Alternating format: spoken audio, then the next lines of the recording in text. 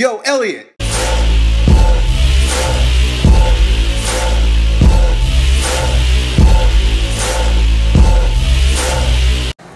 So we got a question from our buddy David Matthews. And he has been using different training modalities, different training methods. He recently has begun 5x5 in order to increase his bench press. He wants to get stronger, he wants to be able to press more. He wants to have a big, good-looking, strong upper body and chest. And the problem is that no matter what he does, he has not been able to find a solution to building up the strength and musculature in that area due to what he's calling pectus excavatum.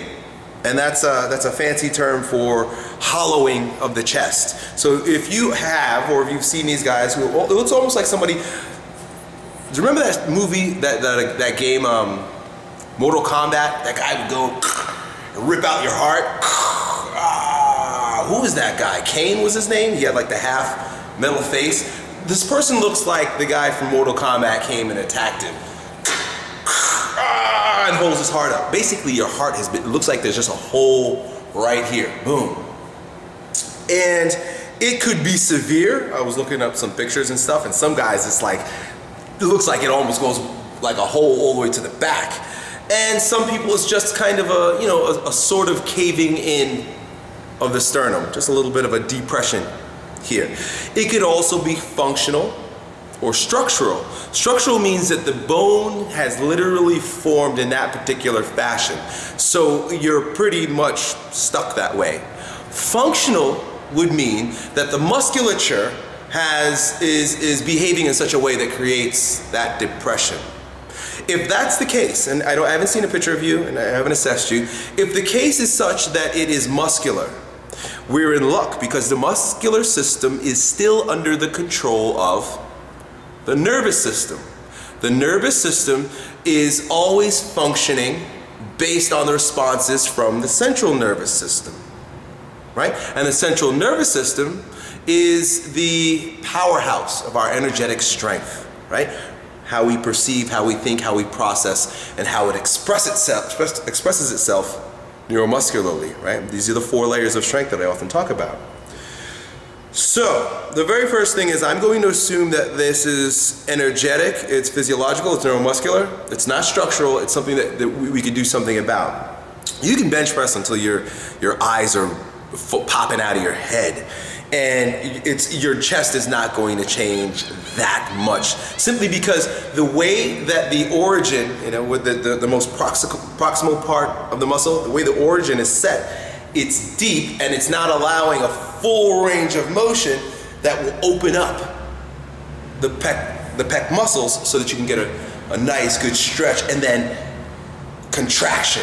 If you're fully contracted, which if this is a situation for you with the pectus excavatum, if you're fully contracted all the time, you could just imagine the fibers, they're always tense, and then there's nowhere to go for it, right? So this is what your muscle fibers look like when you're training. It goes boom, boom, right? And they call these like actin and myosin, and they're myofibrils and fibrils and all types of weird shit in there. But the fact is that it looks like this, boom, boom. And if you're already like this, because the shit is tight and it's all pushed in, there's no room to expand and contract, you're not gonna get any hypertrophy. You're not gonna build any strength. What will happen is you're going to develop, further facilitate imbalances where your triceps and the pecs are gonna just keep getting bigger and stronger. If you keep pressing, right, in absence of opening this up, you're probably just gonna end up worse, right?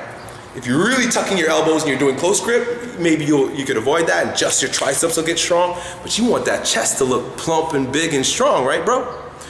If you were my client, you came here and this is your situation, the very first thing that I would work on with you is opening up the chest cavity. If, like I said, it's not structural, if it's functional, right? If you can actually open it up, and you'll know if it's functional or structural based on getting on the bioenergetic stool, right? I would have you hop on the stool.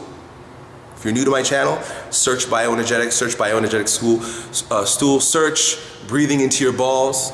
These are all videos that I've created that show you how to use a bioenergetic stool.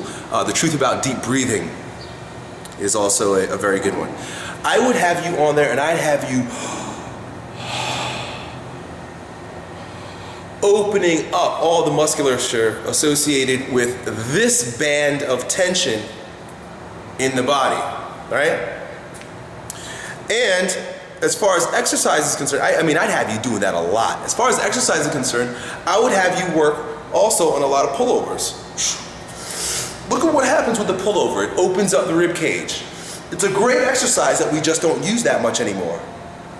It opens up, it stretches a lot of the muscles that become tonic and overdeveloped and tight from bodybuilding type routines. Our lats, the pec minor, the biceps. And as you pull over and as you lengthen over, you open up the chest cavity. It's a great exercise. It's a great exercise. I should do it more myself. And then I would, from that position, as you begin to open up, as you begin to breathe better, by opening up the chest, by stretching the musculature, I would then have you work on push-ups, but not just any push-ups. I would have you working on very meticulous push-ups where I would put a stick on your back, just like I talked about when we deadlift, but we do it with a push, and you'd be down in the push-up position, and I force you to show your boobs off, show your boobs off, show your boobs off, big chest. And you would never press without having your rib cage popped up. I want you to pop that rib cage up when you're pressing. That's what you should look like when you're doing the bench, doing the push-up.